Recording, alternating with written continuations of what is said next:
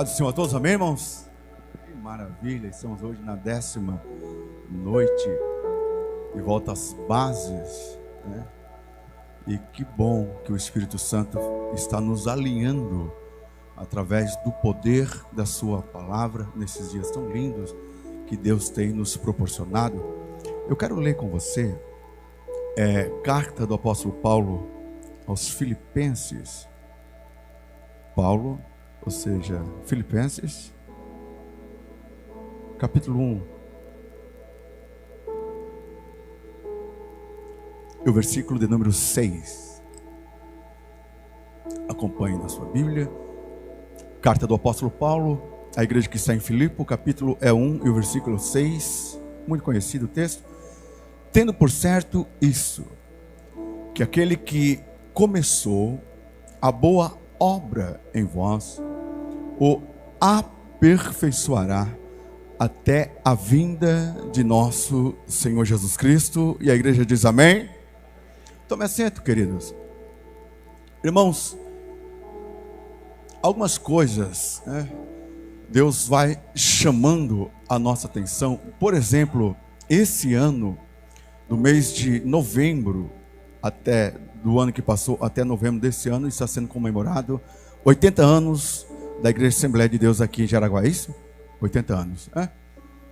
Eu estava observando, ali na frente, na entrada da igreja, tem um mural com muitas fotos antigas e várias fotos aqui do templo central.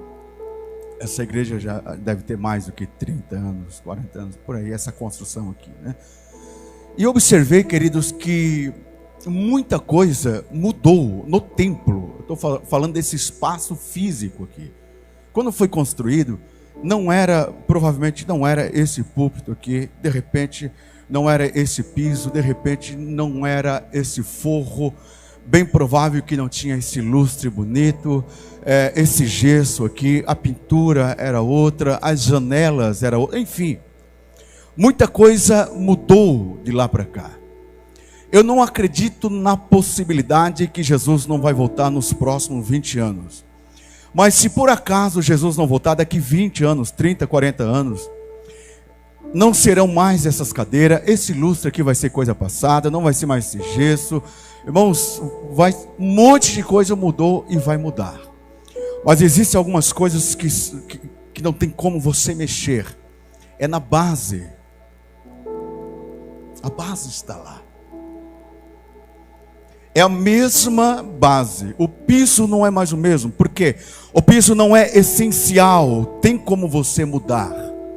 O forro também não é essencial. O telhado também não é. A pintura também não é. Mas a base é irremovível. Não tem como você mexer. Ela precisa estar lá.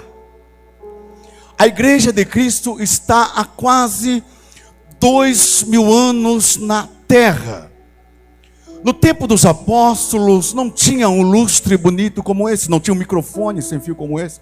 Ou seja, há 100 anos atrás não tinha. Eles pregavam com um lampião. Imagina a igreja em que Pedro era pastor. Agora, impressionante que a igreja antiga é a mesma igreja de hoje, irmãos. Você sabe, essa presença maravilhosa que toca o seu coração é a mesma presença que os apóstolos sentiam na igreja do primeiro século.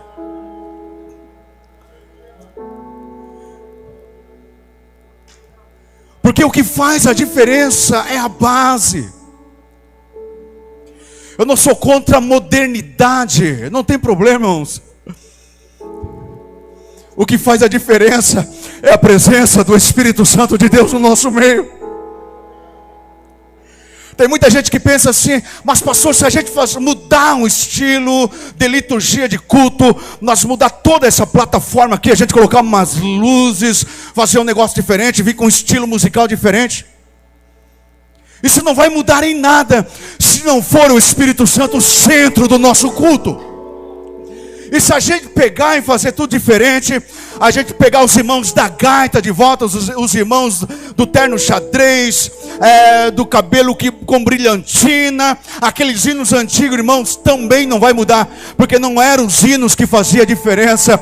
O que fazia a diferença e faz a diferença é o Espírito Santo atuando no meio da igreja. E nós precisamos voltar. Eu tenho certeza que o Espírito Santo de Deus ministrou no coração do pastor.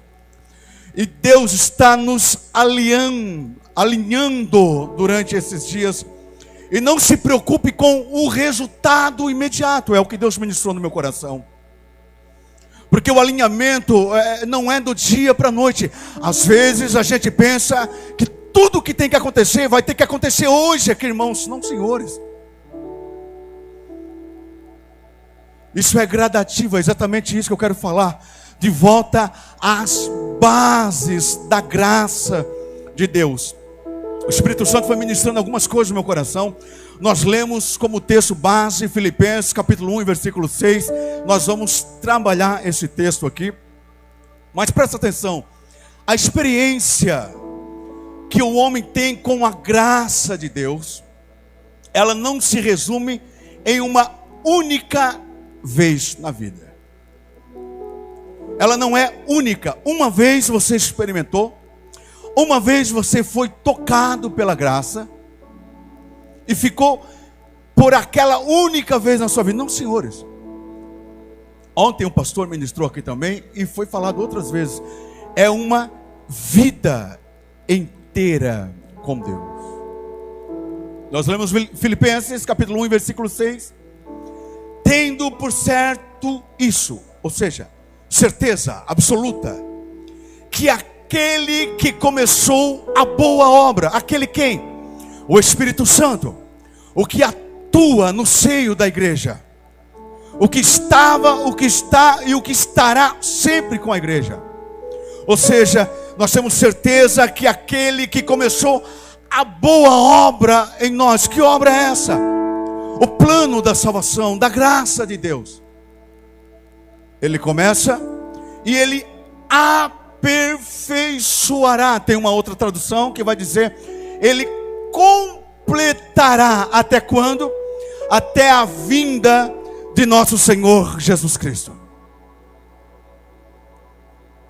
Queridos, preste atenção num detalhe aqui. Quando Cristo, ele bradou na cruz, Pai,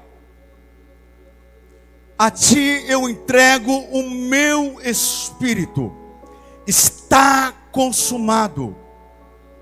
Ali, ele está dizendo que o plano de salvação, no que se refere a toda a humanidade, está pronto, está completo. Uma vez por todas, ele entrou no Santo dos Santos. O véu que separava foi rasgado. Ele nunca mais voltará ao lugar de separação. O caminho está livre, o acesso está livre. Qualquer ser humano, em todas as épocas, qualquer ser humano, ele tem livre acesso, porque o plano de redenção da humanidade está pronto, está completo. Ninguém precisa mais morrer. Ninguém precisa mais sacrificar bode, sacrificar cordeiro. Não precisa de nenhum mais ritual, porque o sacrifício de Cristo na cruz, ele é completo, ele é pleno. Agora eu quero que você entenda que, porém, no que se refere à salvação individual, porque a salvação, ela é individual, cada um prestará conta de si mesmo. Então, no que se refere à salvação individual do indivíduo, essa salvação, ela é processual, ela é gradativa, essa graça de Deus. São estágios, são degraus Eu tenho certeza que você há de concordar comigo. Quando eu aceitei Jesus, muita coisa que eu pensava que era pecado, muita coisa e não pouca coisa, ao longo da minha caminhada de fé, eu comecei a aprender que nem tudo que eu pensava que era pecado, de fato é pecado. Mas muita coisa que eu achava que não tinha problema, muita coisa que eu pensava que não era pecado, que não era irrelevante, ao longo da minha caminhada de fé, eu comecei a aprender que de fato é pecado. Porque essa graça que nos leva a entender o plano de salvação individualmente, ela é gradativa, ela é processual. É dia após dia nós vamos sendo moldados pelo Espírito Santo de Deus. Se você está entendendo, diga amém. Existem alguns passos importantes que eu gostaria de compartilhar com os senhores aqui.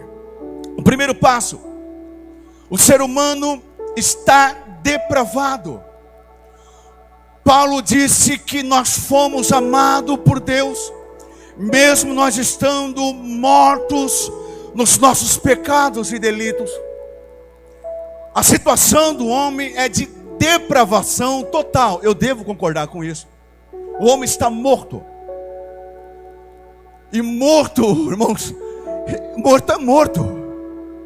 Às vezes a gente não entende como que pode uma multidão se dobrar, se rastejar diante de um ídolo sem vida. A gente não entende, mas a gente deve entender que eles não conseguem compreender, porque eles são mortos. Nós também vivíamos num estágio de morte espiritual. Então eu coloquei aqui que ninguém jamais conseguirá entender o plano de salvação. Ninguém vai conseguir entender a graça de Deus se não houver uma intervenção do Espírito Santo de Deus. Ninguém. Você não entendeu o plano de salvação porque você faz parte de um povo exclusivo. Você é uma nata de Deus, você é o melhor de... Não, irmãos. Todos nós que entendemos o plano de salvação é porque primeiramente houve uma intervenção do Espírito. Em João 16:8 vai dizer: quando Ele vier, Ele quem? O Espírito Santo. Ele convencerá o mundo do pecado, da justiça e do juízo. É o Espírito Santo quem convence. Então por isso que você não precisa se preocupar quando você for ministrar para alguém, quando você for pregar para alguém, quando você for discipular alguém. Não se preocupe com o resultado, porque é o Espírito Santo de Deus quem convence o homem. A gente pode usar as melhores palavras, você pode usar todo o seu conhecimento, a gente não consegue convencer um homem sequer que ele é pecador. Agora, deixa eu dizer uma coisa para você. O plano de salvação é para alcançar toda a humanidade, não um grupo seleto simplesmente. Porém, só vão entender o plano de salvação aqueles que forem sensíveis à voz do Espírito. Porque, irmãos, Deus deu algo para o ser humano que Ele não tira, chamado livre-arbítrio. Está lá nas origens. Aqui tem um monte de árvore. Todas essas vocês podem comer, menos uma. Mas está na sua mão. Livre-arbítrio. Direito de uma livre escolha. Então o Espírito Santo trabalhando no coração de todos. Mas aqueles que forem sensíveis. Eu até separei Hebreus 3:7. Portanto, como diz o Espírito Santo, se ouvirdes hoje a sua voz, não endurecereis o vosso coração. Existe muita gente que não abre o coração para Deus, de forma alguma. É como aquela semente que caiu à beira do caminho. Não há nada se abre, não há uma abertura no coração. Aí o Espírito Santo não consegue trabalhar. Mas quando essa pessoa, ela abre o coração, ela passa a entender o plano de salvação. Ela passa a entender o plano da graça de Deus. Quando ela abre, aconteceu com você. Ela entende. Quando ela entende, eu coloquei aqui, ninguém conseguirá provar da graça de Deus se não reconhecer o seu estado de miséria. Irmãos, quando a gente entende, isso aconteceu no ato, no dia. Quantos lembram aqui do dia que você aceitou Jesus? Diga amém. Meu Deus. Aquele dia você entendeu. Não quer dizer que aquele dia o Espírito Santo começou a trabalhar na sua vida. Ele já vinha trabalhando há muito tempo. Mas aquele dia você abriu o seu coração e você entendeu o plano de salvação. E automaticamente, quando você entende o plano de salvação, o primeiro sentimento que nos vem ao coração é de culpa.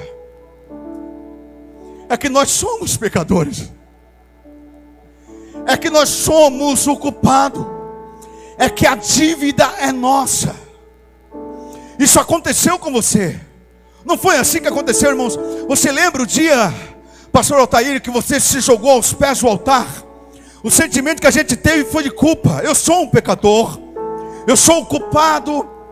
E naquele momento a sensação que você trouxe, essa sensação de pecador, te levou ao arrependimento. Não foi assim, eu lembro. Eu me criei dentro da igreja. Mas até onde o pastor Cláudio comentou alguma coisa, na minha adolescência, eu me envolvi com um monte de coisa errada. Com 18 anos, eu fui para um centro de recuperação.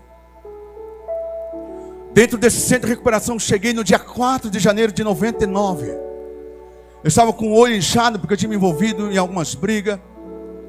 Com a vida toda dilacerada, porque ficava usando vícios, drogas. Eu lembro que cheguei já à noite, jantei e fui dormir. Quando eu me acordei, no outro dia, lá tinha uns triliches, lá no interiorzão. E eu estava dormindo em cima, eu me acordei. Sabe aquela sensação que você tem quando você se acorda num lugar estranho, você pensa que está em casa? Aí quando eu me acordei no escuro, eu pensei assim, aquela rotina de drogado. Eu vou me levantar agora, eu vou me encontrar com fulano, eu vou lá pegar aquilo, eu vou fumar aquilo, tal. Quando eu desci, que eu pensei que estava na minha cama, eu quase me estrabuchei no chão. Eu caí e disse, meu Deus, aonde é que eu estou? Aí eu lembrei que eu estava no centro de recuperação. Aí o diabo chegou no meu ouvido e disse assim, cara, esse lugar não é para ti. Vai embora daqui. Aí eu disse assim, eu vou embora, é hoje mesmo. Mas primeiramente eu vou tomar um café. Aí eu tomei o café, mas antes do café tinha um culto. O irmão Laércio pregou. Aí o irmão Laércio perguntou assim, esse jovem que chegou ontem quer aceitar Jesus? Eu disse assim, eu não quero aceitar Jesus porque eu vou embora hoje. E lá eles tinham um slogan assim, aqui não tem porteira, entra quem quer, fica quem quer, pode ir embora. Eu disse, mas vou tomar café primeiro. Toma café, pode ir embora, tranquilo. Aí eu tomei café e lá eles tinham uma rotina de músicas, de canções. Aquelas canções maravilhosas. Aquilo que parecia impossível. Aleluia. Quando a vida se torna difícil e o Salvador, irmãos, aleluia.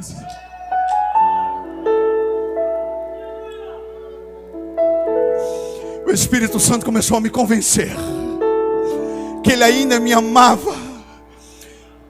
A gurizada passava e dizia assim, não vai embora, o cabeludo. Eu vou ficar para almoçar. Eu vou almoçar depois, porque ninguém levava embora. Era lá no Rio Caeté, lá no interior de Uruçanga e Siderópolis. Eu vou almoçar primeiro, depois eu vou embora. Aí eu almocei e aquelas canções continuaram a convencer o meu coração. E Deus foi falando, quando eu vi, estava no culto da noite. Pense num culto pentecostal dentro de um centro de recuperação. E eu já estava totalmente diferente, irmãos. Aí o irmão Laércio pregou a palavra.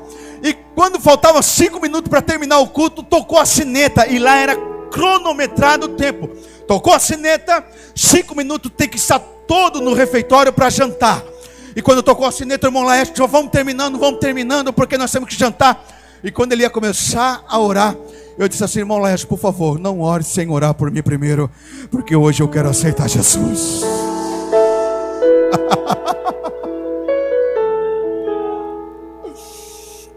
Aleluia.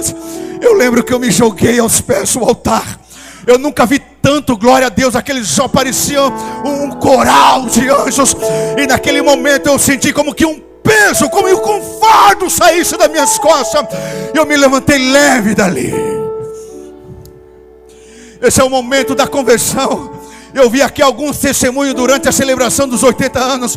Pessoas que detestavam o crente, pessoas que odiavam o crente, que um dia foram convencidos pelo Espírito Santo, e estão até hoje aqui, porque o Espírito Santo convence o homem do pecado, da justiça e do juízo. Quem está entendendo e concorda comigo, diga amém. É o momento do novo nascimento, a gente não esquece, irmãos. Você passa a ser uma nova criatura. A Bíblia diz que as coisas velhas já passaram, e tudo já se fez novo. Tudo. Você prova da graça de Deus. Aquela alegria que você sentiu no dia da sua conversão, que parece que você saiu flutuando. Você está provando da graça. A graça de Deus está sendo derramada sobre o seu coração. Agora preste atenção num detalhe. Aquele dia, você está sendo livre da condenação do pecado.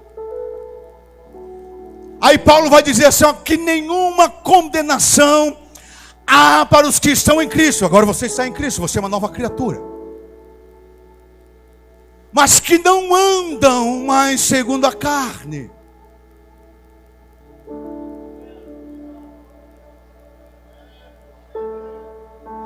Quem está entendendo, diga amém. Aí, meu irmão, a graça não é como uma torneira.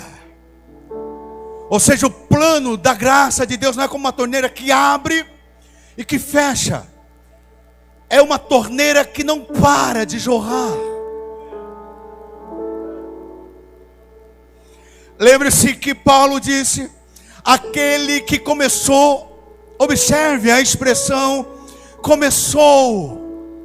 Há um começo, há um ponto de partida. A boa obra, o plano de salvação, ele aperfeiçoará. Até quando?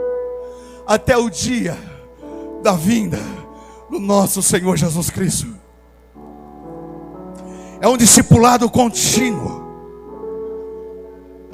É uma escola que a gente nunca vai receber um diploma. Todos os dias nós nos assentamos aos pés do Mestre, e como um oleiro que vai moldando um vaso, ele começa a dar forma. Aperfeiçoar aqui nos traz a ideia de algo que é deformado, está ganhando forma. E Deus começa a nos formar. Ele começa a forjar o nosso caráter. Ele começa a nos lapidar.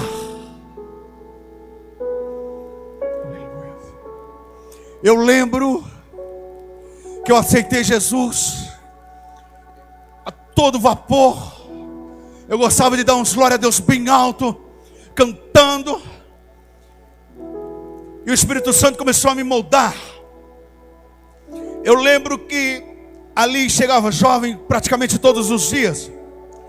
Tinha dia que parecia que a gente estava num paraíso, no céu. Tinha dia que parecia que nós estávamos no inferno. A gente queria se pegar mesmo, irmãos. Era terrível. Aí vem um lagiano, o Jason, de repente esteja me ouvindo aí, um abraço. Penso num cara quase 2 metros, enorme, grande, não sei quantas arrobas ele tinha, mas era grande. E um dia eu e o Jason, irmãos, eu era bem aniquilado, porque eu tinha vindo das drogas que emagrecem, com cabelo enorme. E um dia eu e o Jason se estranhamos por ali. E daí uns 10 seguraram o Jason e um só, tranquilamente me segurando. Parecia um pitbull e um pincher querendo brigar. E eu dizia, me solta. E o Jairus dizia para o Zé: me solta que eu mato agora. Eu dizia: me solta que eu não tenho medo, porque tamanho não é documento. E eu fui, irmão, me segurando. E até que o Jairus disse assim: o que eu queria fazer contigo é isso. Tinha uma pilha de tijolo e deu um soco assim em cima daqueles tijolos. Saltou caco de tijolo para tudo quanto é lado. Ele ia me matar. Aí nós fomos parar lá para falar com o presidente. E eu disse assim: eu quero ir embora, porque qualquer dia eles já vão se brigar aí. Aí ele disse assim: mas você está pronto? Eu: sim, eu estou pronto. Aí ele disse assim para mim: o dia que você aprender a suportar o Jason, você está pronto para encarar o submundo das drogas. Deus está te moldando.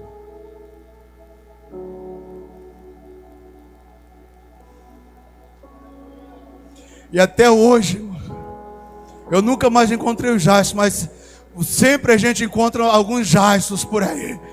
E o Espírito Santo vai nos moldando. Ele vai nos lapidando.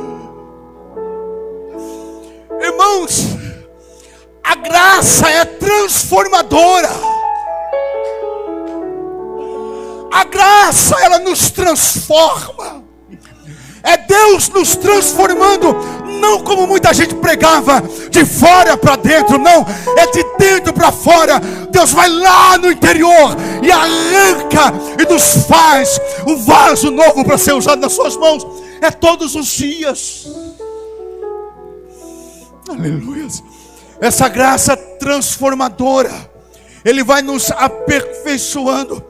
Provérbios 4:18 vai dizer: mas a vereda do justo, ou seja, daquele que foi justificado, é como a luz da aurora, que vai brilhando, brilhando, até chegar dia perfeito. E quando é o dia perfeito? Quando chegar o dia perfeito, meu irmão, a gente não fica mais nenhum segundo nessa terra. O dia perfeito, nós vamos embora, ou através da morte, ou através do arrebatamento, que é o que todos nós estamos esperando. Vai brilhando, é processual. Mais importante que entender a graça de Deus, mais importante do que provar da graça de Deus, é ser transformado pela graça de Deus, é viver a graça de Deus, é mergulhar no oceano da graça de Deus. Eu gosto de João 8, aquele encontro fenomenal entre Jesus e aquela mulher que foi pega no ato do adultério. E aqueles religiosos legalistas, eles jogam aquela mulher diante de Jesus e vão dizer só: a lei de Moisés diz que ela precisa ser apedrejada, e você o que diz? Obviamente que é uma questão capciosa. Eles queriam pegar Jesus em alguma coisa. E a Bíblia diz que Jesus começa a escrever algumas coisas no chão. Tem gente até hoje tentando entender o que Jesus estava escrevendo, mas não é essencial. Agora o essencial é que Jesus confronta os legalistas. E ele vai dizer assim: quem de vocês não tem pecado, atire a primeira pedra. Em outras palavras, Jesus estava confrontando eles: vocês acusam o pecado do adultério, mas a prática da acusação é pecado tanto quanto o adultério. A prática da condenação é pecado tanto quanto a do adultério. E a Bíblia diz que as pedras vão caindo no chão, aqueles homens vão saindo, e fica só Jesus e aquela mulher. E Jesus pergunta assim: filha, aonde estão os teus acusadores? E a mulher, ela olha, não vê ninguém, mas de repente ela pensa: mas você é perfeito, você é o Cordeiro de Deus que não tem pecado, você pode me acusar? Aí Jesus vai dizer para a mulher: nem eles, nem tampouco eu te condeno. Vais e não peques mais.